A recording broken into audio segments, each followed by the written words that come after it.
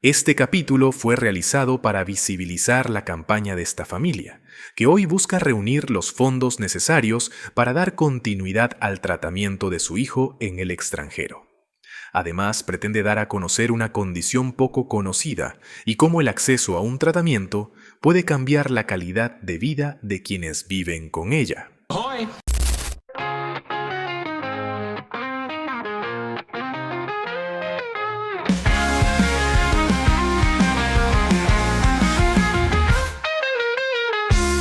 En el año 2024, en Chile se hicieron conocidos diversos casos en redes sociales que buscaban recaudar fondos para poder conseguir uno de los medicamentos más caros del mundo y que tenían en común la misma enfermedad, llamada distrofia muscular de Duchenne.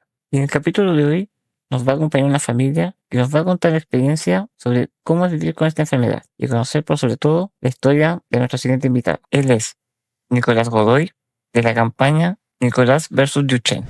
Bueno, gente, hoy en un poco todo podcast tenemos unos invitados. Esta vez vamos a hablar sobre un tema para tratar de ayudar a una familia que está realizando una campaña, sobre todo para un medicamento y para cuestión de tratamiento, que eso es lo principal. Hoy nos acompaña Karen y Cristóbal, papás de Nicolás, creadores de la campaña Nicolás versus Duchenne. Karen, Cristóbal, ¿cómo están? Hola Matías, ¿qué tal? Muchas gracias por el espacio. Aquí estamos con mi esposa. Hola Matías, muchas gracias por el espacio que nos estás dando. Gracias a ustedes por haber aceptado la invitación y poder contar sobre la historia de Nicolás principalmente. Para las personas como que no saben sobre este tema, ¿qué es la distrofia muscular de Duchenne? ¿Ustedes lo podrían explicar? Bueno, la distrofia muscular de Duchenne es una enfermedad neuromuscular que afecta a los músculos debido a una mutación genética en un gen que se llama DMD, que se encarga de producir una proteína fundamental para los músculos que se llama distrofina. Y cuando ocurre esta enfermedad, los músculos del niño, cada vez que el niño va haciendo actividad o va creciendo, se van destruyendo y se van debilitando. Ya, es como lo principal. Claro, eso es lo principal y esta enfermedad ataca a todos los músculos del cuerpo, incluidos los músculos que se utilizan para caminar, para moverse, el corazón, los músculos para tragar, los músculos para respirar. Bueno, afecta a todos los músculos del cuerpo, también tiene una afectación en el cerebro y eso provoca también problemas también de comportamiento, de conducta de los niños, problemas de aprendizaje, trastornos de lenguaje y en algunos casos también provoca neurodivergencias como el autismo, trastorno de déficit de atención, entre otros. Lo primero que les quería preguntar, por ejemplo, ustedes como papá, ¿cómo pueden describir como a Nicolás, como hijo? Para que la gente lo pueda conocer en ese sentido. Él es muy alegre, es un niño muy alegre, muy intenso también en sus emociones. Él cuando algo no le gusta lo manifiesta, con un enojo lo manifiesta también como debe ser. No se reprime mucho sus emociones, así que él es un niño que en general fluye mucho. Y por eso es que a nosotros, claro, cuando tuvimos este diagnóstico no fue tan duro, porque saber un poco lo que es esto es fuerte. O sea, al principio es muy fuerte cuando tú lees en internet. Pero Nicolás, él es un niño que vive su vida, digamos, alegre, él vive con sus juegos, le gusta jugar harto videojuegos, le gusta ir a los juegos de la plaza también, le gustan los columpios, aprendió a leer también. Le gusta pintar, le gusta también hacer figuras moldeables.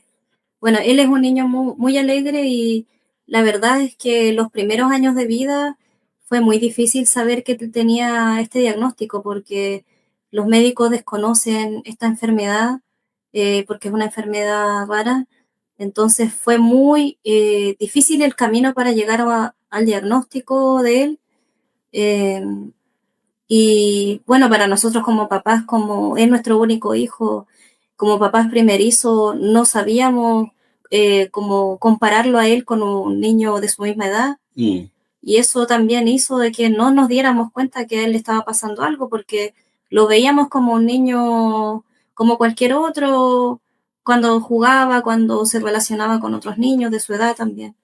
Fue difícil para nosotros darnos cuenta. Sí, y costó mucho también porque estaba la pandemia entre medio, entonces todos encerrados. Nicolás en ese plazo también creció, digamos, y cuando regresó a la normalidad, Nicolás entró a Kinder. Y en Kinder es cuando nosotros nos damos cuenta realmente cómo es la diferencia entre un niño que tiene, digamos, este problema y otros que no. Ahí donde empezó el camino, digamos, del diagnóstico. Y ustedes, por ejemplo, hubo un momento en que notaron como que el desarrollo de Nicolás era como diferente, algo que le llamó la atención. Sí, cuando era bebé, cuando nació, bueno, hay algo que a mí me llamó la atención, pero lo consulté con pediatras y me decían que estaba normal. A mí me llamó la atención que cuando nació era pequeñito y era delgado. Era un bebé que no era tan como, ¿cómo explicarlo? Era muy delgadito. Ah, ya. Entonces, igual yo le preguntaba bueno, con Cristóbal, con mi esposo, lo llevamos a pediatra particular, también lo llevábamos a los controles sanos del consultorio y me decían que estaba normal porque tenía como buenos reflejos, que estaba bien y que tenía como que en el fondo darle más leche materna eh, y ahí como que en el fondo quedamos un poco tranquilos. Después vino cuando tenía 5 meses. Recuerdo que yo fui a un cumpleaños de una amiga que estaba de cumpleaños en realidad su hija y había más gente que tenían hijos de la edad de él. Y ahí me doy cuenta que, bueno, él no se sentaba solo, se iba como para el lado. Y ahí alguien va y me dice, ¿sabes qué? Yo tengo una hija de la misma edad y ella se sienta sola sin problema. A lo mejor a tu hijo le pasa algo.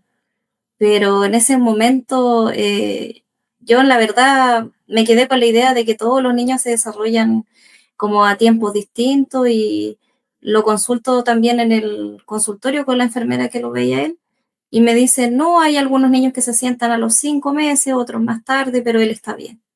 Claro. Y después me dijeron como que tenía que ponerle cojines como de apoyo, que tenía que estimularlo. Lo hicimos y después a los 8 meses como que él empezó a sentarse solo. Pero igual quisimos consultar con el neurólogo para ver qué le pasaba porque el Nicolás en la noche lloraba mucho desde que nació. Y también eso fue, yo creo que también fue una alarma de que él tenía algo porque yo recuerdo que Nicolás era un llanto interminable de todas las noches y la desesperación nosotros también lo llevábamos al médico porque para preguntar si a nuestro bebé le pasaba algo. Y nos decían lo mismo, no, no le pasa nada. Y el problema es que jamás le tomaron un examen de sangre para ver que si estaba bien. Era como que lo veían, lo examinaban y nos decían que él estaba bien. Y eso también es bien duro porque nosotros si hubiéramos sabido antes el diagnóstico, hubiéramos sabido que lo que a él le estaba pasando era por esta condición. Y fue bien difícil porque siendo papás primerizos y no sabíamos. Eh, y después, bueno, viene el tema de que el neurólogo a los 8 meses nos dice que como que había que estimularlo más y él empezó a sentarse solo. Entonces ahí como que ya dejamos como de preocuparnos porque también a esa edad le dieron unas gotitas como para los cólicos porque dijeron que los llantos eran por eso y él dejó de llorar en las noches. Entonces ahí como que nos calmamos un poco y seguimos nuestra vida para adelante en el fondo. Claro. Después viene como al año 5 meses, bueno, él todavía no caminaba. Daba como, se apoyaba, intentaba, y también lo consulté, porque él tiene una prima más pequeñita, y la prima empezó a caminar a los 10 meses. Entonces surgían las comparaciones de que por qué el Nicolás todavía no camina, la prima sí, Y ahí lo consultamos también. Con pediatras le hicieron examen para ver si tenía displasia de cadera, salió normal, que no tenía displasia de cadera en ese momento. Y al final nuevamente lo mismo, me dijeron, si se pasa del año y medio, ahí vamos a empezar a sospechar que tenga algo. Y él como que al año 5 meses justo comenzó a caminar. Y nuevamente quedamos en eso, en esa como espera de que todavía estaba como dentro de la normalidad. Y después viene a los 3 años, a él tuvo una picadura, nunca supimos si era un insecto o era una araña, pero le provocó una reacción alérgica muy severa y lo llevamos al hospital. Y ahí fue la primera vez que le hicieron un examen de sangre y le salió alterada las enzimas hepáticas. La transaminasa le salieron muy altas y nosotros preguntamos qué estaba pasando y nos dicen no, porque es efecto de la picadura o el veneno. Claro, pero igual nosotros quedamos con la duda de qué podía ser. Justo viene ahí la pandemia y al final nos dio más miedo la pandemia que eso. Le repitieron los exámenes y bajó. Claro, y comenzó a bajar y me dijeron, ¿sabe qué? Ahora viene la pandemia, ahora hay que estar en confinamiento. Si su niño llega a ponerse amarillo, si le llega a tener un dolor muy fuerte en la guatita o si lo nota extraño, ahí recién lo tiene que traer. Y nosotros, claro, empezamos a vigilarlo y vimos que no pasó nada de eso y volvimos nuevamente como a tranquilizarnos. Pero viene después, cuando entra al kinder a los 5 años, ahí ya notamos como una baja de peso de él, porque estaba como más rellenito. Ya a los 5 años vino como una baja de densidad muscular. Y nosotros pensábamos que estaba desnutrido. Nos habían dicho que a lo mejor estaba desnutrido. Pero después resulta que la profesora nos cita y nos dice que ella ve que él lo más probable es que tenga algún diagnóstico complejo porque eh, en relación a los demás niños de su edad de kinder, él no saltaba, él caminaba rápido, no corría y físicamente no era igual a los demás niños. Yo le quería preguntar, porque finalmente lo que ustedes mencionaban que siempre cuando podía haber como un diagnóstico más allá, siempre había como un momento como de pausa. ¿En qué momento llegan como a este diagnóstico ya más certero? A los 5 años, cuando la educadora de párvulos que tenía Nicolás en el kinder nos dice que en la escuela estaba el pie y ahí había un kinesiólogo y un terapeuta ocupacional y ellos evalúan a Nicolás y nos dicen esto ya es un tema para verlo con un neuromuscular, porque resulta que Francisco, el terapeuta ocupacional, él había trabajado en la Teletón. Entonces él dijo, acá hay algo más, acá hay algo más. Ah, ya. Y ahí nos refirieron a la doctora Beitía en el Sotero del Río, que ella justamente tiene la especialidad en enfermedades neuromusculares. Y ahí ella lo evaluó a los 5 años y medio y ella dijo que todo calzaba con distrofia muscular de Duchenne y que le iba a hacer un panel genético para determinar si era esa enfermedad. Y ahí fue ese día, para nosotros fue como un balde de agua fría que nos hubieran tirado encima porque yo la verdad, te soy sincera, yo nunca había escuchado la enfermedad porque es una enfermedad desconocida, entonces yo no sabía de la enfermedad y solamente para mí fue escuchar el nombre y aún no caía en cuenta en el fondo de qué era la enfermedad. Y ahí nos envía la orden para hacer el examen, salimos de la consulta y ahí recién entramos al celular a buscar lo que era, porque ella en el fondo fue como muy delicada con nosotros porque Nicolás estaba ahí. Entonces, en el fondo, no nos dijo en mayor detalle lo que era la enfermedad, porque era una sospecha todavía. Y ahí nosotros comenzamos a hacer todo el trámite para hacer el examen genético.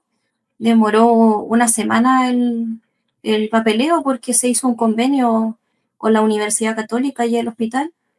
Y ahí nosotros nos llamaron un día que ya estaba listo el trámite y que teníamos que ir a tomarle el examen. Ahí nosotros fuimos, le tomamos el examen y habíamos ya investigado la enfermedad. Entonces, sabíamos que si había una elevación de transaminasa y una CK elevada, era que él tenía Duchenne. Entonces, ese día le hicimos el examen y nos dicen que el genético demoraba un mes. Pero resulta que llegamos a la casa y me llega el mensaje de que ya estaba lista la CK y la transaminasa. Entonces, con Cristóbal tomamos el computador, nos sentamos al mismo tiempo a abrirlo, lo abrimos y ahí ya, para nosotros ya fue la confirmación porque CK decía 13.000, que es muy alto, y transaminasa en 500 ambas. Entonces, nosotros en el fondo ya sabíamos que era el diagnóstico porque las fotos que habíamos visto en internet de cómo era la contextura física de los niños era igual a cómo estábamos viendo a nuestro hijo. Todo calzado. Las pantorrillas agrandadas, porque a ellos se le empiezan a agrandar las pantorrillas, porque son los primeros músculos que empiezan a destruirse. Entonces, al principio uno cree que a lo mejor es porque el niño tiene un desarrollo muscular más grande en esa parte, pero no es eso, es la debilidad muscular misma representada de esa manera.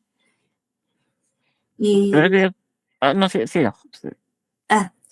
y ahí, claro, para nosotros ese día fue la confirmación y en el fondo comenzamos a esperar el examen genético porque ahí nos dijeron que sabiendo qué mutación genética específica tenía el niño, se podía determinar qué tratamiento adicional se le podía dar además de los corticoides.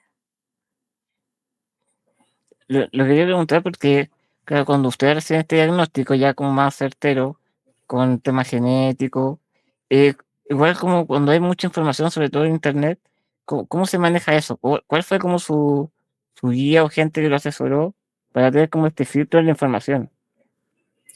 La verdad... Fuimos nosotros mismos, porque mi esposa como es enfermera, ella empezó a investigar y bueno, empezó a averiguar de todo. Y yo también por mi parte, de forma autodidacta, claro, pero mi esposa, como ella tiene, digamos, el conocimiento en cuanto a esto, empezó a investigar inmediatamente y empezamos a buscar formas alternativas, ver si habían cosas en otros países, pero la verdad que en ese momento no había absolutamente nada.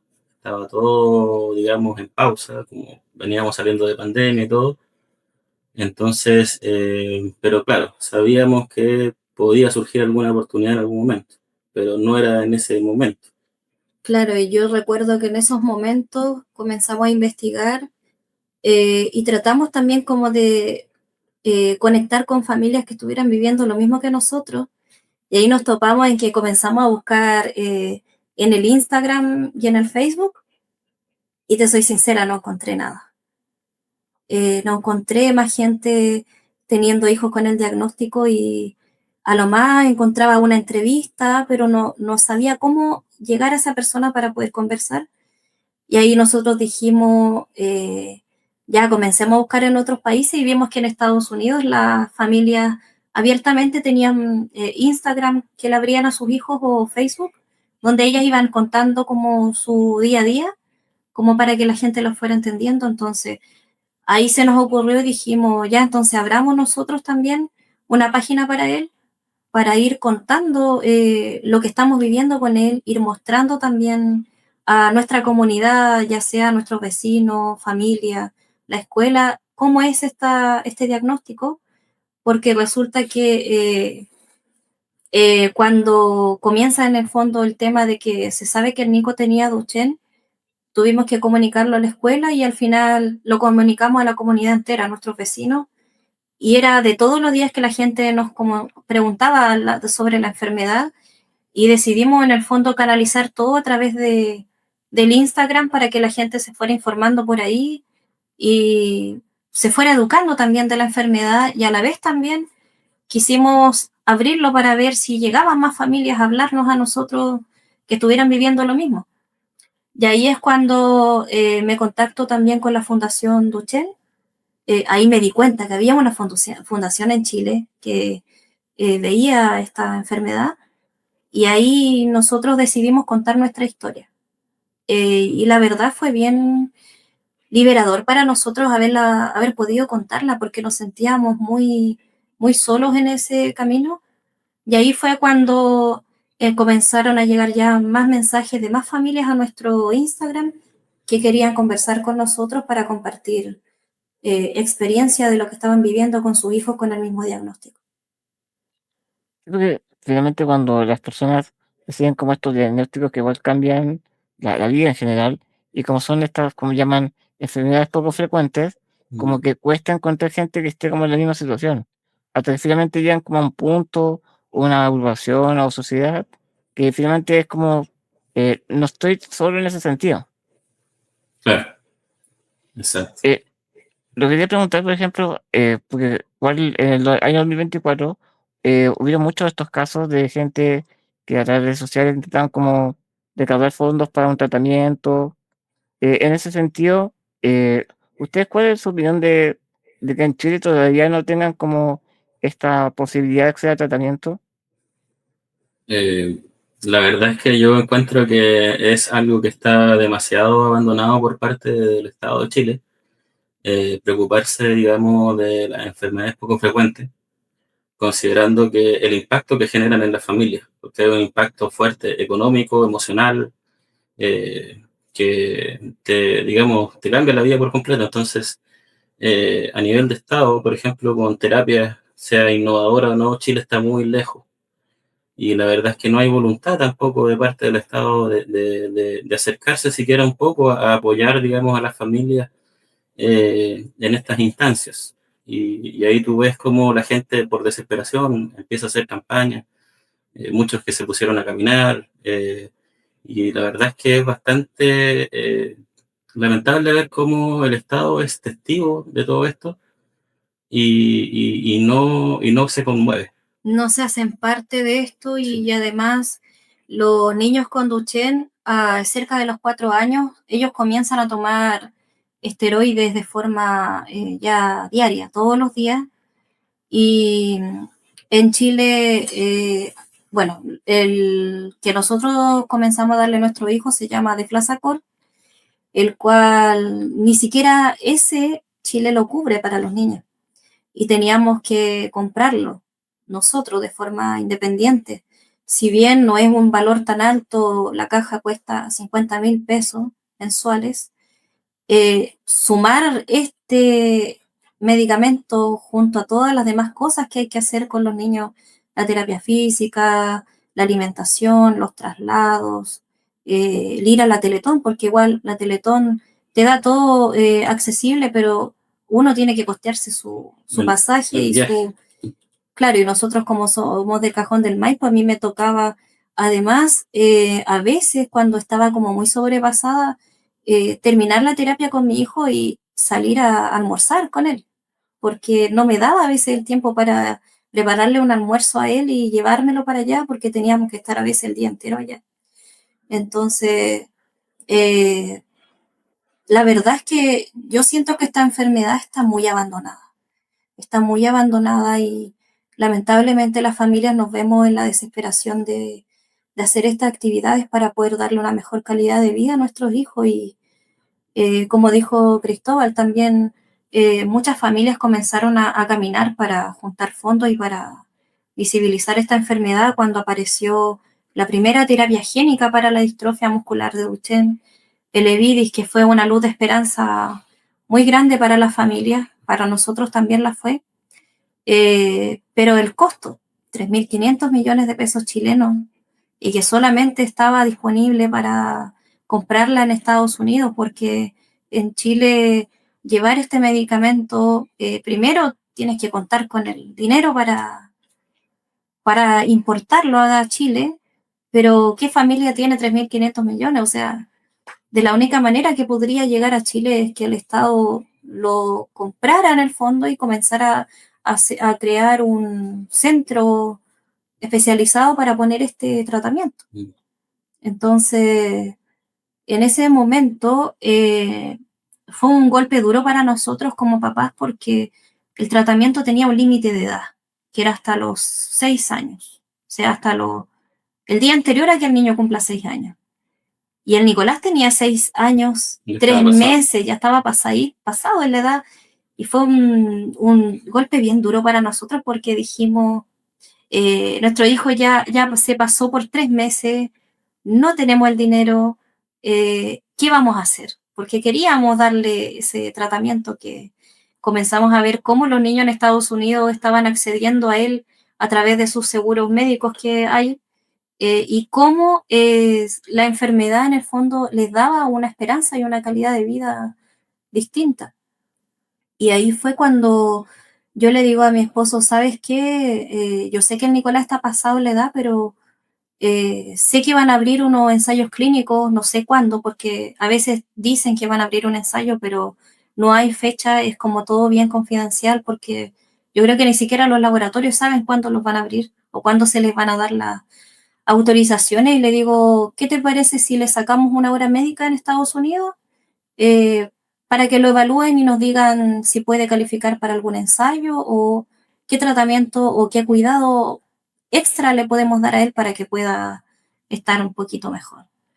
Y ahí es cuando se nos viene a la cabeza sacar la hora médica. Bueno, nos costó sacar la hora médica en primer lugar, porque todos los centros estaban como colapsados. Estaban colapsados porque todas las familias en el fondo estadounidenses estaban accediendo a esta terapia, entonces le estaban dando la prioridad a las personas que estaban optando por el tratamiento. Y después de una larga búsqueda nos dieron una cita médica en Texas con la doctora Diana Castro, que es experta en la enfermedad, y también su clínica está junto a la Fundación Kurduchen, que es una fundación estadounidense que recauda fondos para apoyar a la investigación para poder encontrar una cura para la enfermedad. Y ahí fue que nosotros comenzamos este camino en el fondo de buscar una opinión en Estados Unidos para poder darle un tratamiento a nuestro hijo. Y cuando, por ejemplo, le dicen que Nicolás puede optar como esta terapia alternativa, ¿cuál fue su sensación? ¿Cómo recibió la noticia, mejor dicho? En primer lugar, primero hay un cambio en la FDA que amplía la etiqueta de Levidis para los niños mayores de 4 años hacia arriba. Entonces, en ese periodo estábamos a un mes de viajar cuando pasó esto, y ahí nos cambió completamente el panorama porque era, ahora el medicamento le sirve, Está disponible, pero falta el dinero. Y tenemos que tomarle otros exámenes que no estaban contemplados en la evaluación inicial, Claro, que era un examen de anticuerpos para el tratamiento. para saber si era compatible, digamos, con el tratamiento. Claro, y ahí nosotros dijimos, ya, entonces vamos a la cita, tomémosle el examen, y dependiendo de lo que salga en el examen, vemos lo que vamos a hacer. Entonces ahí nosotros llegamos, lo evalúan, tuvimos que esperar como, ¿cuánto fue? Como 2 semanas. 2 semanas. Claro, 2 semanas, y nos dicen que los anticuerpos estaban negativos y que estaba apto en el fondo para el tratamiento, y ahí viene el tema, de dónde sacamos el dinero. Y dijimos, ya, igual, impulsemos la campaña de los 3.500 millones, habíamos visto que una mamá en Chile lo había logrado, y dijimos, bueno, a lo mejor puede que nos vaya bien también. Pero ahí ya, claro, nosotros estábamos muy ilusionados, comenzamos la campaña y no nos fue bien. No nos fue bien, juntamos, ¿cuánto juntamos? Cerca de 10 millones, una cosa así. 10 millones, Claro, juntamos como cerca de 10 millones de pesos, y dijimos, ya no podemos seguir esperando que juntemos esto, y en el fondo me puse yo a investigar de los ensayos clínicos que me habían dicho que se iban a abrir. De ahí le comento a la doctora de Nico, y ella me dice, ¿sabes que sí? Hay un ensayo en el cual podríamos ver si él califica. Me dice, pero para eso hay que ir a otro estado que está en Arkansas, porque ese es el único hospital que ahora tiene cupos que están evaluando niñas para poder, en el fondo, ver si calificaban o no para esta terapia génica de ensayo. Y ahí nosotros, claro, ahí se nos abrió una luz de esperanza muy grande porque en el fondo que pudiera haber la posibilidad de evaluarlo si es que él puede ser candidato a un ensayo, para nosotros igual fue una luz de esperanza bien grande y la verdad es que decidimos ir por esa oportunidad. Viajamos a Arkansas, Nicolás es evaluado, pasó por una serie de exámenes, fueron a casi 2 meses de evaluaciones, nuevamente lo mismo, los anticuerpos, pruebas físicas, pruebas cardíacas, respiratorias, pruebas también, electrocardiograma, bueno, fue un sinfín de pruebas médicas.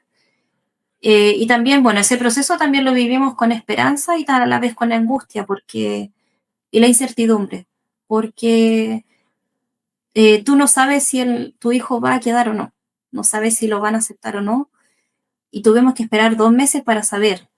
Esos 2 meses para mí fueron eternos, fueron como que hubiera pasado como un año, no sé, fueron eternos. Todos los días rezábamos, estábamos con mucha fe, todos los días íbamos a rezar, todos los días le pedíamos a Dios que por favor Él nos guiara de que quiera lo mejor para Él. Y resulta que un día llega la confirmación de que él era elegible y que había sido seleccionado para el ensayo y que teníamos que volar a Arkansas para una biopsia muscular. Y después de esa biopsia iban a pasar 2 semanas y le iban a poner la infusión de terapia génica.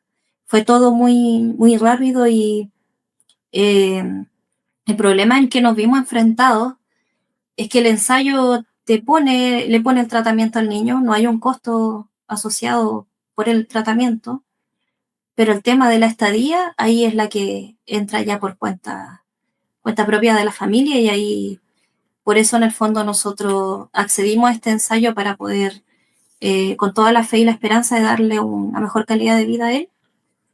Y ahora nos encontramos en la campaña, en el fondo, de recaudar fondos para que él pueda terminar con sus evaluaciones médicas posteriores a la terapia génica y poder continuar en el fondo con la estadía acá en Estados Unidos, porque nosotros eh, estamos cerca del hospital donde le pusieron el tratamiento, porque como es un ensayo clínico, podría surgir algún inconveniente en cualquier momento y tenemos que estar en el fondo muy, muy atentos de que el centro clínico que puso el tratamiento sea el que responda y resuelva en el fondo ante alguna eventualidad que pudiera suceder.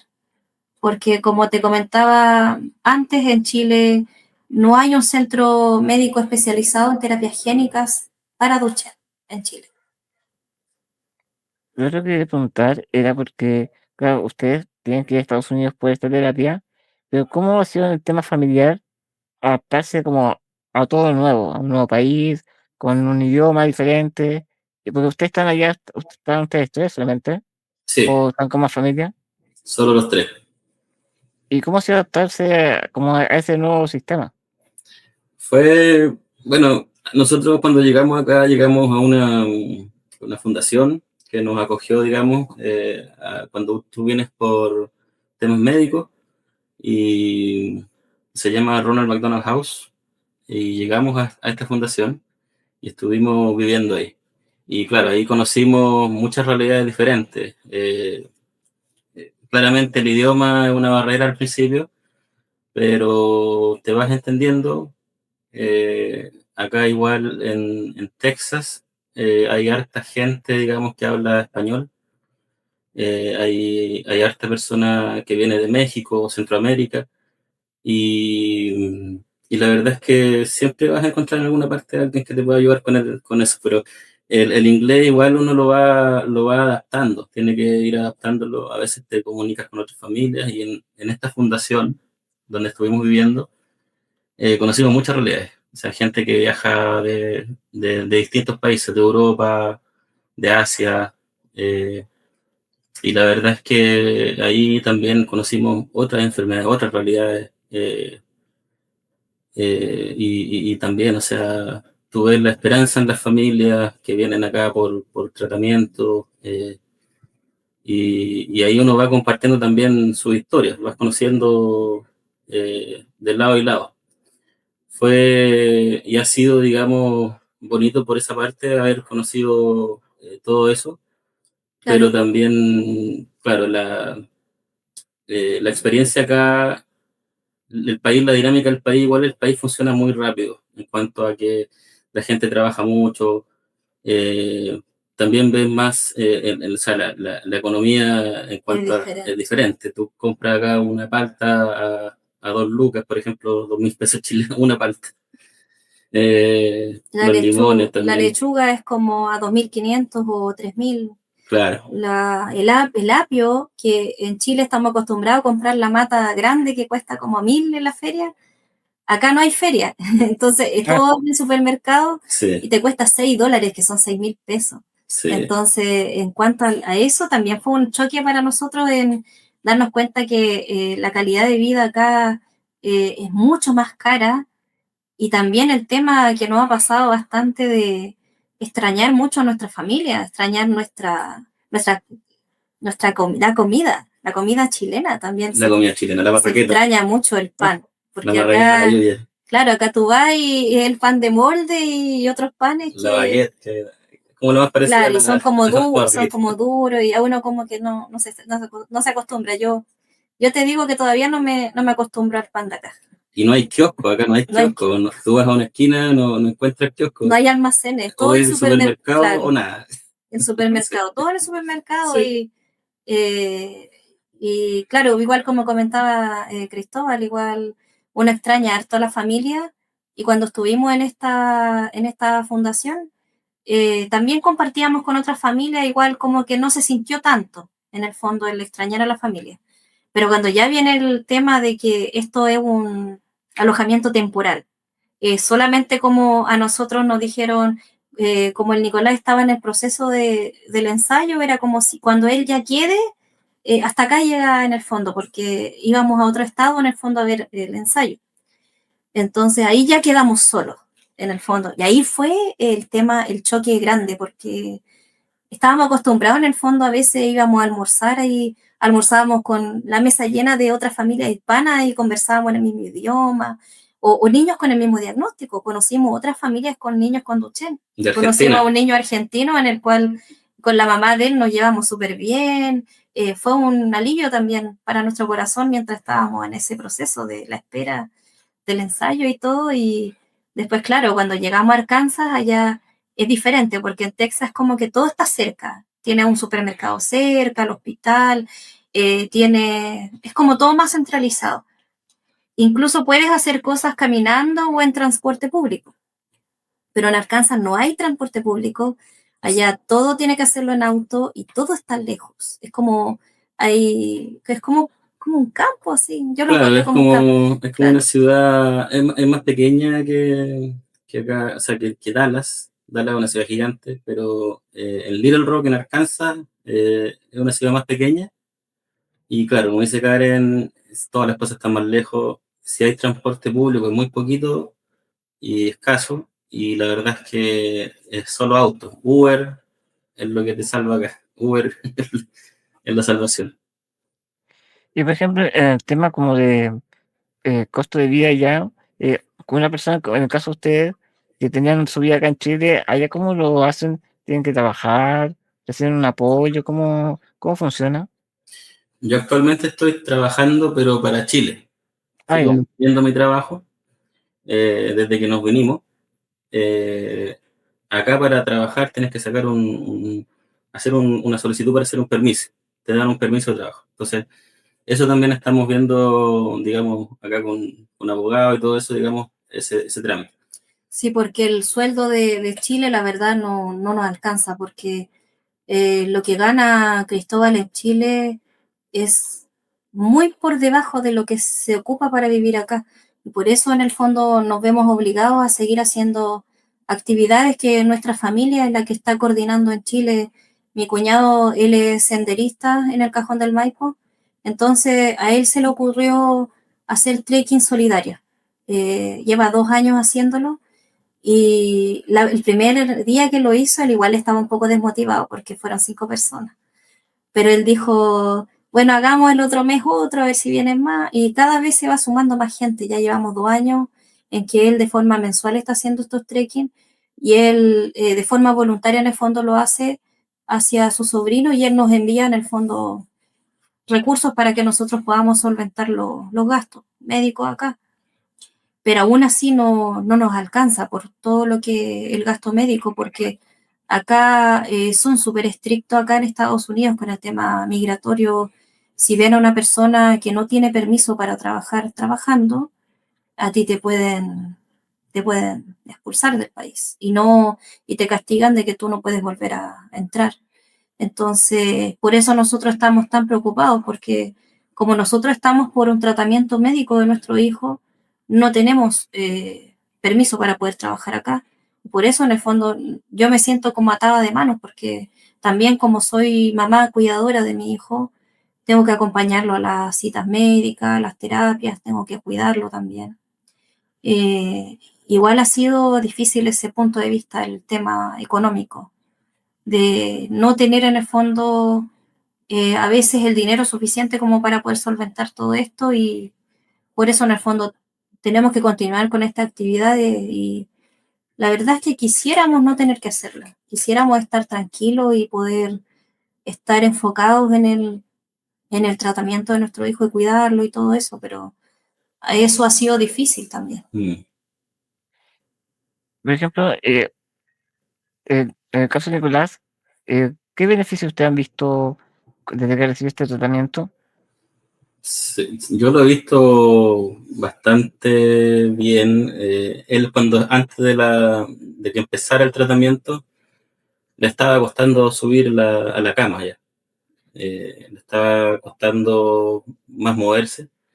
Y cuando empezamos en este tratamiento, A los 8 años.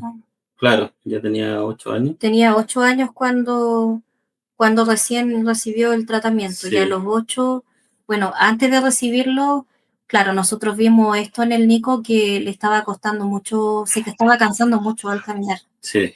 Y él siempre jugaba, le gustaba trepar en los juegos de los parques, como la escalera. Claro. Y comenzamos a ver que un día lo intentó hacer y no pudo. Y se frustró. Se frustró y se puso a llorar. Y le dijo, papá. Se sentó en el suelo sí. y dijo, papá, no puedo subir, me cansé. ¿Por qué me pasa esto? Decía. Y bueno, yo. Y ahí tuvimos que decirle. Claro, había que. Lo de su enfermedad, porque él siempre ha sabido que tiene Duchenne, pero tuvimos que entrar a decirle que lamentablemente su condición hace que le va quitando la fuerza y que por eso teníamos que estar acá para ver el tratamiento y la verdad es que era una oportunidad única de la evaluación del ensayo porque nos dijeron si el niño no queda, ya no van a haber posibilidades para él. Entonces tuvimos que decirle a él, hijo, tiene que hacerlo bien, tiene que dar todo porque esta es su oportunidad para que usted pueda jugar más, pueda tener más fuerza. Y él lo tomó así porque él se dio cuenta como la enfermedad le estaba quitando su fuerza y él dijo, no te preocupes mamá, no te preocupes papá, yo lo voy a hacer, todo lo que ellos me pidan, yo lo voy a hacer y lo voy a hacer bien. Incluso cuando nos tocó ir a que le tomaran muestras de sangre, igual costó que lo pincharon una vez, salió todo bien y después hubo un problema de que ya no le fluía más sangre porque eran muchos tubitos y él se quedó tranquilo, respiró, tuvo mucha paciencia y le dijo a la enfermera en el fondo que él quería el tratamiento y que le pincharan el otro bracito y él se quedó tranquilo. Y después vinieron las pruebas físicas en las cuales, bueno, nosotros no sabíamos que no teníamos que estar ahí. Nos dijeron, vienen las pruebas físicas, el niño tiene que estar solo, es confidencial, ustedes los papás no pueden saber en el fondo qué evaluaciones se le toman. Y ahí fue como nosotros nerviosos también. Tuvimos que explicarle, hijito, por favor, vamos a estar acá afuera, usted pórtese bien, haga caso. Y ahí nos quedamos afuera y, bueno, yo no te miento, nos quedamos afuera rezando todo el momento. Todo el momento rezando nosotros. Yo fui el último que lo dejé ahí y le dije, Nicolás, por favor, hazlo bien. Y me dijo, no te preocupes, papá, me dijo, sí, lo voy a hacer bien. quédate tranquilo. Confía en mí, Confía en mí. entró y claro. Y bueno, lo que hemos notado es que después de que recibió el tratamiento, ahora ya estamos cerca de un año de que ya lo recibió. Sí. Y ahora es cuando ya hemos visto más cambios en él. Hemos visto que se cansa menos. Se cansa menos. Camina más. Y mantiene, digamos, la movilidad como, digamos, no ves que se cansa más. Él se ve bastante estable. Así que tenemos harta esperanza, la verdad, es que esto siga resultando bien. Ahora trepa, eso que te habíamos comentado que ya había dejado de hacerlo, ahora lo hace. Claro. Ahora volvió a hacer esas actividades que hacía antes cuando era más pequeñito y él también está más contento porque él dice que él se siente como con un poco más de fuerza. Claro. Eso también lo otro del corazón, ya cerca de la edad que él tiene 9 ya, en esta enfermedad o incluso antes comienza ya a haber daño en el corazón. Y él afortunadamente su corazón hasta el día de hoy está bien, está estable. Entonces eso también a nosotros nos llena de esperanza porque el corazón es el músculo más importante que tenemos y esta enfermedad también lo destruye. Sí. Entonces, también acá, aparte del ensayo, él tiene que tener su equipo médico que está por fuera del ensayo, que es el equipo habitual de especialistas que lo ven a él. Y a él ya se le han empezado a dar tratamientos adicionales en el fondo, para la misma enfermedad. Claro. Tratamiento para los huesos, porque esta enfermedad igual debilita los huesos. Entonces él ya está con esos tratamientos ajenos en el fondo, externos del ensayo. Está con tratamiento de los huesos, sigue tomando su corticoide, está con ahora medicamentos para el corazón, para en el fondo retrasar la debilidad del corazón. Claro. Y bueno, y nosotros como papá estamos súper esperanzados en que esa pequeña luz de esperanza que había, él ya la tiene y confiando en el fondo que continúe. Claro, que le podamos dar en el fondo lo sí. mejor que podamos nosotros, sí. Porque sabemos que es difícil el camino igual que viene hacia adelante, pero tratamos como de enfocarnos más en lo que estamos viviendo en el hoy que pensar tanto en el futuro, porque si me pongo a pensar en el futuro, yo creo que me voy a volver loca. Eso es lo que yo digo, yo prefiero que él viva y que dentro de lo que él pueda, que él sea feliz. También a mí me preocupa bastante que yo igual te admiro bastante a ti, eso sí te voy a decir. Yo te miro y yo digo, yo le dije, de hecho, le dije delante, oye Nico, yo quiero que tú seas famoso después como el Matías. Porque él dice, yo quiero ser youtuber. Entonces yo le digo, ¿y cómo quieres ser youtuber si ahora te fuiste para allá a la pieza y no quieres saludar? Pero él dice, a mí me gustaría tener un canal de YouTube y ser famoso.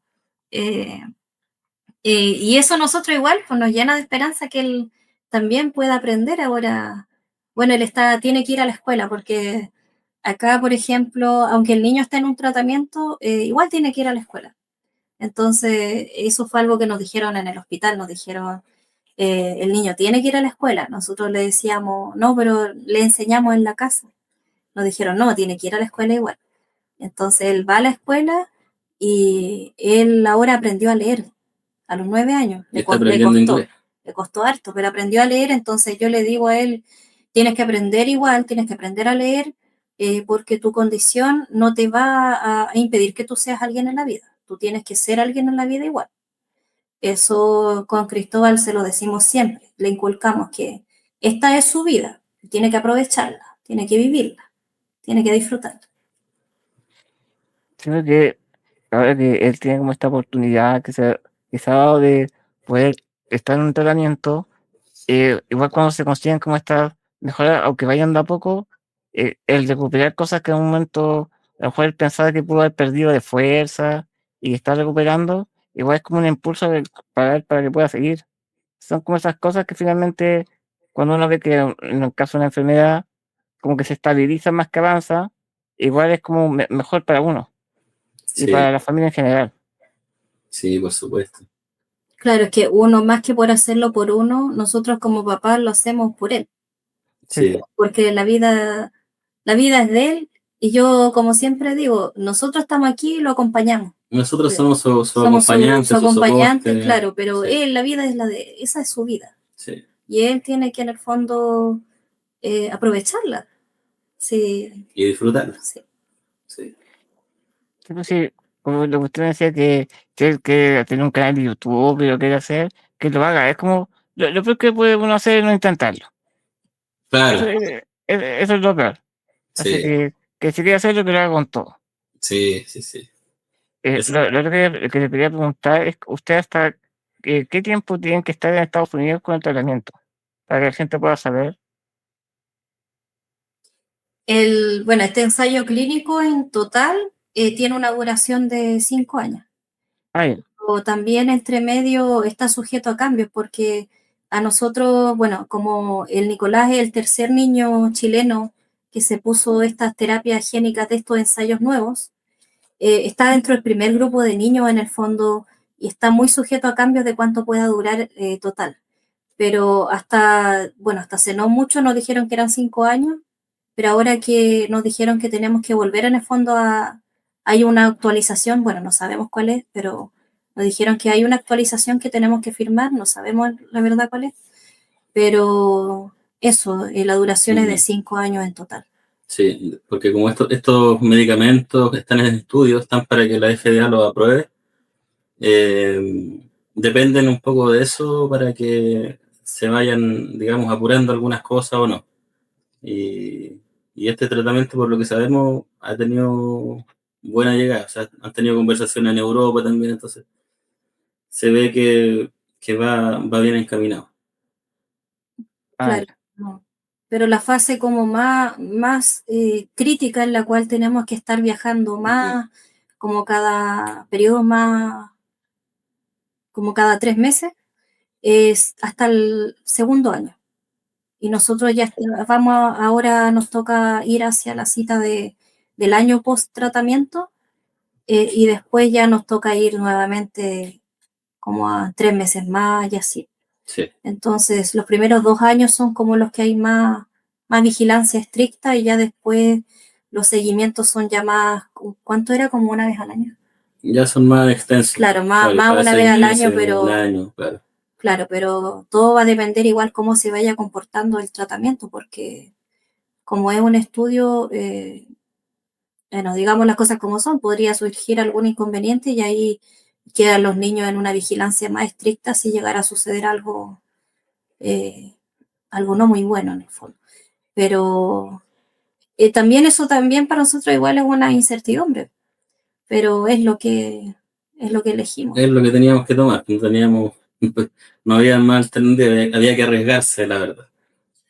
Y, y claro, o sea, no fue fácil la decisión igual, incluso estando ahí a puertas de iniciar, digamos, lo que es el tratamiento, porque cuando te hacen firmar el consentimiento y todo eso, te dan toda la información de lo que son los posibles efectos secundarios. Y escuchar eso también es duro porque hay riesgos, digamos, fuertes, comprometidos, digamos, en todas estas cosas. Pero también sabemos y sabíamos en el fondo que son cosas que hay un mínimo porcentaje de que pueden pasar. Entonces, que Y pensamos confiar mejor, claro, creemos. y también lo otro es que, bueno, lo que yo pienso desde mi punto de vista como enfermera, yo digo, si no hay familias dispuestas a atreverse a participar en un estudio, ¿cómo vamos a lograr que, que progrese la investigación de la misma enfermedad? ¿Cómo vamos a lograr que los científicos en el fondo busquen mejores opciones de tratamiento para los niños con Duchenne? Asimismo, como también hay otras enfermedades neuromusculares como el AME que ya tienen tratamientos que van ayudando a la calidad de vida. En Duchenne, la verdad, estamos años luz de llegar a eso, porque yo como enfermera también fui a varios seminarios web de las enfermedades neuromusculares y ahí nos dijeron, con AME tenemos varias alternativas de tratamiento y con Duchenne estamos recién con la primera terapia génica. Entonces, sabemos que para que puedan avanzar esta investigación y la farmacéutica en el fondo puedan dar mejores alternativas, no solamente para nuestro hijo, sino que para todos los niños que vienen después de él, ya sea los niños que están naciendo con la enfermedad, niños más pequeños o los que van a nacer, tienen que haber familias dispuestas en el fondo a atreverse a hacer esto, a hacer este camino para que la ciencia avance. Y eso fue lo que nosotros decidimos para nuestro hijo y para nuestra vida también.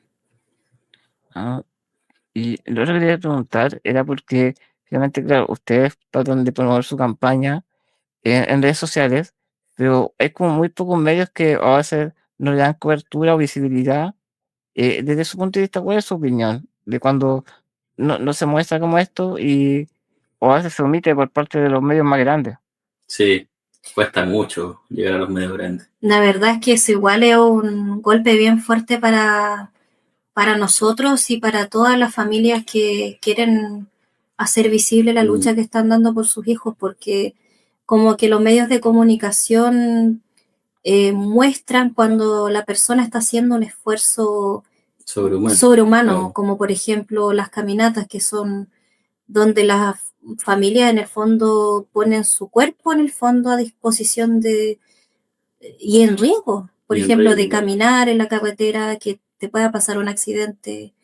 Y es lamentable que tengas que en el fondo exponer tu vida propia de esa manera, como padre o madre, para que los medios te tomen en cuenta y muestren tu caso. Y lamentablemente, aunque han habido varias caminatas, varias familias que han hecho lo mismo por sus hijos, lamentablemente el Estado no se hace cargo, no se hace parte, ni el Ministerio de Salud, ni los gobiernos que han pasado, porque no vamos a hablar de que es un tema de un gobierno u otro, han pasado muchos gobiernos que no hacen caso en el fondo de lo que está sucediendo, porque esta enfermedad no es de ahora, es una enfermedad que viene de hace varios tiempo atrás. Nosotros conocimos en el fondo también a la Fundación Duchenne, a Juan Esteban, al hijo de la señora Jessica.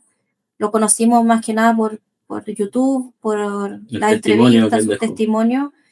Y ahí nos damos cuenta, o sea, habían personas desde mucho antes queriendo hacer algo por la enfermedad y lamentablemente no ha habido una urgencia de hacer algo más por los niños, ya sea no solamente con las terapias innovadoras, sino que también con el apoyo técnico, las sillas de ruedas, por ejemplo. Las familias tienen que endeudarse en una silla de ruedas eléctrica porque si no tienen que entrar a una postulación de Senadis que, por lo que sabemos, no muchas familias califican y es un estrés, porque además la silla de ruedas no es un lujo, es una necesidad. El tema de la adaptación del hogar, eso es otra cosa que nosotros por ahora como que decidimos ponerlo en pausa, pero sabemos que vamos a tener que más adelante adaptar nuestra casa. Tenemos la pieza del Nicolás está en un segundo piso. Entonces lamentablemente vamos a tener que romper parte de nuestra casa para adaptarla, para ponerle su pieza y su baño, porque el baño que tenemos es un baño que lo hicimos pensando en personas que no tengan silla de ruedas, porque en ese momento no sabíamos del diagnóstico. Vamos a tener que incluso romper nuestro baño, hacerlo de nuevo. Y lo otro es que además nosotros pasamos por un aluvión, perdimos nuestra primera casa. En el 2021. Sí, entonces, claro, yo digo, qué pena habernos enterado tan tarde del diagnóstico, porque nosotros levantamos nuestra casa de nuevo y le hicimos sin saber que él tenía Duchenne. Claro. Sin saber que todo el esfuerzo que hicimos en levantar esa casa, ahora vamos a tener que ponerle esfuerzo para adaptarla para él, para que él pueda estar cómodo y pueda... nosotros también podamos estar más cómodos también. Sí. Llevábamos como 6 meses viviendo en la casa cuando supimos el diagnóstico del Nicolás. La casa ya estaba hecha. Ya no había vuelta. Y ahí dijimos, bueno, ya esperemos que más adelante juntemos plata y la hacemos, la que le terminamos. Y lo otro, el desamparo que viven las familias también. A nosotros de verdad nos da mucha impotencia ver las otras familias que están en Chile que están tratando de alzar la voz por estos temas y que no son escuchadas. Hay familias que hay otros tratamientos aparte que se llaman salto de Exón, que le sirven a algunos niños específicos con Duchenne, que las familias han tenido que hacer demandas judiciales, se han tenido que ver enfrentadas a fallos judiciales mientras la vida de sus hijos depende de ese tratamiento. Hay algunos que han tenido éxito y hay otros que lamentablemente no han tenido éxito. Y es muy duro ver que esas familias quieren también ser escuchadas, quieren que las escuchen para que el fallo sea favorable para su hijo y aún están ahí en pausa, en espera, y eso de verdad es muy, muy frustrante, que tengas que depender de la opinión de un juez por la vida de tu hijo. Eso es muy duro. Sí, porque igual muchas veces como el tema como de medicamentos, eh, ese dinero que se usa en las demandas, en vez de usarlo como en un juicio, que obligan como al Estado a pagar, eh, mejor, ¿por qué no hacer un protocolo de salud el cual Exactamente. se adquiera más rápido? Entonces, Sí, finalmente, el tiempo que tú haces que esté el juicio, que reciba el medicamento, la persona puede ir deteriorándose y finalmente es peor. Entonces, como que no, muchas veces se pierde esa noción por parte de las personas que están a cargo de que ven eso. sí, no, eso es verdad, porque se gasta dinero, digamos, en eso y en otras cosas más, digamos, que en vez de centralizarlo, digamos, en algo importante como iniciar protocolos, como dices tú, la verdad es que esa visión falta, creo yo, en nuestro país, digamos, que se tome la determinación real de preocuparse de esto. Sabemos también que estaba la ley de enfermedades poco frecuentes, que estaba del año 2011 y que se le ha hecho un montón de recortes y cambios. Bueno, de a poco ha ido ahí, pero la verdad es que la propuesta inicial de esa ley, o sea, era desde el punto de vista, digamos, para la ayuda a la familia era muy bueno, pero se ha ido recortando mucho, mucho, mucho. Y, y la verdad es que hay que preocuparse de la salud ya en Chile, o sea, de Es que verdad que, recién se firmó el año, si no me equivoco, se firmó el año pasado recién. claro, Entonces, por qué nos hacen a nosotros, familia en el fondo, que tenemos un hijo con una enfermedad poco frecuente? ¿Por qué nos hacen esperar tantos años? Si hay muchas enfermedades, aparte de Duchenne, que la vida en el fondo cada día cuenta. exacto. Estamos contra el tiempo, siempre, todos los días estamos contra el tiempo porque todos los días van perdiendo algo los niños, van perdiendo alguna función, van perdiendo alguna función muscular, y no solamente en Duchenne, en varias enfermedades más. Entonces, a mí de verdad, a mí me da mucha pena que en Chile todavía estemos tan atrasados, porque cuando termine este protocolo médico de nuestro hijo, nosotros tenemos que regresar, y tenemos que regresar en el fondo a todo lo que quedó en pausa ya de lo que es la casa, los demás tratamientos que hay que seguir allá, seguirlos haciendo, y nos gustaría regresar y que nuestro país ya tuviera un avance con los niños con Duchenne, que tuviéramos un apoyo, como te comentaba, los corticoides, ni siquiera eso es cubierto. Algunos hospitales está sujeto en el fondo al criterio de cada hospital si te cubre el Deflazacor o no. Entonces, igual es bien duro, y que cada vez los gastos van siendo más fuertes, porque también los niños con Duchenne toman vitaminas, suplementos alimenticios, y eso tenemos que costearlo nosotros como familia, y eso también es un gasto extra a todo el sueldo. Y además, generalmente las mamás tenemos que ser las cuidadoras, las que estemos ahí al pendiente de nuestro hijo, llevarlo a la terapia, si surge alguna emergencia, llevarlo al hospital. Y en el caso, bueno, Cristóbal, él se ha dedicado siempre a trabajar, pero hay veces que también ha tenido que pedir permiso en el trabajo porque, A veces pido permiso a veces claro, no. claro, tenía que pedir permiso Eso y tenía que sufrir, ¿no? sí, porque, bueno, han habido veces que el Nicolás se ha caído. Me acuerdo en Chile una vez Sí. en la casa, bajando la escalera, se cayó, y ahí nosotros tuvimos que ir corriendo al hospital, porque resulta que como ellos tienen los huesos más frágiles, una caída genera un estrés en su cuerpo, necesitan corticoides como de manera urgente, como su cuerpo ya está sometido al corticoide, un estrés hace que ellos necesiten este medicamento en el fondo para su organismo. Y además podrían tener fracturas, y una fractura en Duchenne podría provocar una complicación grave y lamentablemente en algunos casos ha provocado incluso la muerte. Sabemos el caso de un chico en España de 15 años que se cayó en su escuela. Él andaba en su silla de ruedas y hubo un accidente en su escuela, él se cayó y lamentablemente este pequeño falleció. Entonces,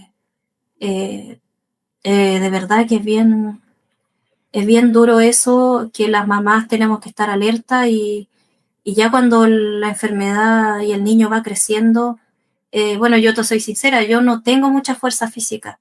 Entonces a veces tengo que recurrir a la fuerza física de él, que es hombre, para que él me ayude. Por ejemplo, con la silla de ruedas yo puedo perfectamente impulsar al Nicolás, pero hay veces en que me cuesta mucho tomarla y ahí tengo que pedirle la ayuda a Cristóbal para que él tome la silla y la ponga, porque el Nico usa silla de ruedas para tramos largos. Ah, ya. Por ejemplo, si vamos a pasear a un parque y nos queda cerca, vamos caminando, pero a él lo ponemos en la silla. Claro. Para que él en el Él fondo, no se desgaste caminando. el músculo que él vaya a gastar lo use para jugar, no para caminar. Así lo vamos haciendo y cuando tenemos que hacer algún trámite, vamos al hospital, tenemos que tomar un Uber. Bueno, y ahí le tengo que pedir ayuda a Cristóbal para que me ponga la silla en el maletero, porque hay veces que te aparece una persona que te ayuda, pero hay veces que no. Entonces, Sí, estar a la disposición de la persona, de que si te va a ayudar o no. Lo mismo en Chile, allá en el Cajón del Maipo, no tenemos auto, entonces tenemos que tomar colectivo, porque yo antes tomaba micro con el Nico, tomábamos la micro que era más barata, y después cuando ya llegó la silla fue como, ya no me puedo subir a la micro, tengo que buscar el colectivo que vale, ¿cuánto vale? 2.500. En ese tiempo, valía, no sé cuánto 2.500, imagínate, 2.500 para ir a Puente Alto. Y de Puente Alto te vas en metro para allá. En metro para la Teletón. Y después la vuelta. O sea, 5.000 pesos solo en el colectivo, para la mayor comodidad de él. Y lo otro, si ya como que en el fondo tienes que contar con un vehículo o con el transporte. Eso también es una realidad que uno la vive cuando llega a la silla de ruedas, ahí en esta enfermedad, porque cuando llega la silla también hay un periodo de duelo para los padres que recibimos recién este diagnóstico y además comenzamos a ver la progresión de la enfermedad. Claro, pero también la silla también después pasa a ser, digamos, de hecho Nicolás cuando llegó la silla a él le gustó. A él le gustó porque dijo, ya no me voy a cansar, mi mamá no va a tener que llevar en brazos. Así que a él le encantó al principio. Ya al principio nosotros nos sentíamos, claro, así como un poco bajoneados, pero después entendimos que en realidad era un apoyo para él y le gustaba, así que mejor. fue un beneficio para él. Claro, para él, claramente, sí, para él le encantó porque iba cómodo ahí también. Le quería preguntar a ustedes dos, la gente si quiere apoyar y sobre todo conocer su historia, ¿cómo lo puede hacer? ¿Algún Instagram para que lo siga? Igual forma lo voy a dejar acá abajo, pero para que ustedes puedan contar a las personas. Tenemos un Instagram que se llama Nicolás-versus-Duchenne, donde vamos publicando en el fondo las actividades que vamos haciendo, como te comentábamos, los trekking que se van haciendo casi de forma mensual en el Cajón del Maipo, a veces hacemos rifas, y también tenemos nuestros datos de transferencia por si alguna persona quisiera apoyar, o también la otra que pedimos mucho a la gente que nos pueda ayudar a la difusión, a compartir, porque nosotros no hemos aparecido en los medios de comunicación masivos como la televisión, los canales grandes, entonces eso hace que el mensaje quede como sepultado en ese Instagram y a veces igual eso nos desespera, no tener mayor mayor alcance, mayor llegada y tener que estar mes a mes nosotros pensando en qué actividad vamos a sacar, qué más vamos a hacer. Igual es bien desgastante para nosotros porque cuando estábamos en el periodo más crítico, los 3 meses de la terapia higiénica, que son como los más críticos, no pudimos dejar en el fondo de hacer esa actividad, era como cuidar al Nicolás, estar atento de llevarlo al hospital ante cualquier cosa. Cristóbal seguía trabajando para Chile y seguía haciendo la difusión porque él, bueno, te vamos a comentar, nosotros dos manejamos el Instagram, el Ay, Cristóbal, los videos los hacemos entre los dos y la verdad es que nuestra familia no se maneja mucho en esto. Entonces, estamos como los dos sosteniendo las redes sociales, los afiches, los videos, la difusión, y a veces de verdad que el tiempo Claro, se va, como que no te da para además cuidar al Nico y todo eso. claro, sí, no, sí, es súper desgastante, pero bueno, por eso mismo que nosotros también, esta lucha, digamos, por la campaña o la causa que tenemos por nuestro hijo, la seguimos manteniendo. Necesitamos reunir 200 millones de pesos, que esto es, digamos, para costear todo lo que es la estadía, digamos, en este tratamiento. Y lo necesitamos porque, claro, básicamente acá el arriendo igual es súper caro. O sea, el arriendo mínimo son 2 millones de pesos acá donde están chilenos mensuales. Entonces, a la larga todo eso se va haciendo insostenible, digamos, si tú ganas 700 lucas, yo gano 700 lucas chilenas, por ejemplo. Entonces, trabajo a distancia, soy diseñador gráfico, pero es un mundo, digamos, de diferencia en cuanto a lo que se gasta acá. Entonces, nuestra razón es eso y también el tema médico, obviamente, porque de repente hay costos asociados. Mi esposa, ella tuvo 3 trombosis anteriormente en su pierna, en Chile, después del COVID. Y también ella tiene sus problemas también, digamos, de salud.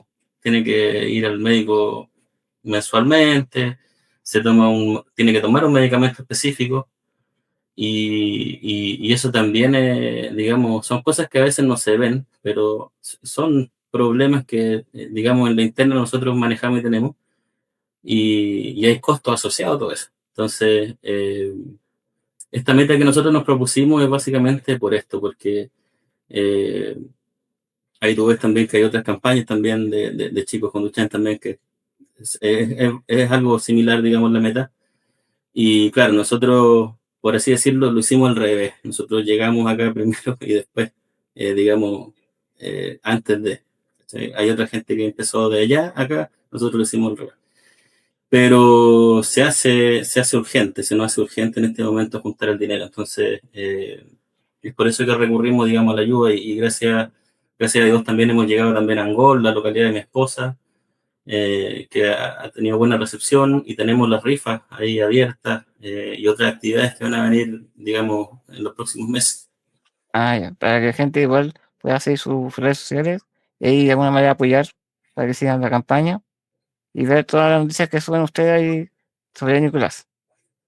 Muchas gracias, Matías. Sí. O sea, no, bueno, Karen, Cristóbal, le quería dar las gracias por haber contado su experiencia, contarnos también sobre Nicolás, su vida, contarnos sobre cómo es vivir con distrofia muscular de Duchenne en el caso de Nicolás. Y nuevamente, gracias por darnos este espacio. Se agradece. No, muchas gracias a ti, Matías, por el espacio, también por la paciencia, así que muchas gracias y nada, pues estamos agradecidos por tu programa acá, tu podcast. Y esperemos que vaya bien, muy bien en tu proyecto. Gracias. Bueno, gente, nos despedimos en este capítulo.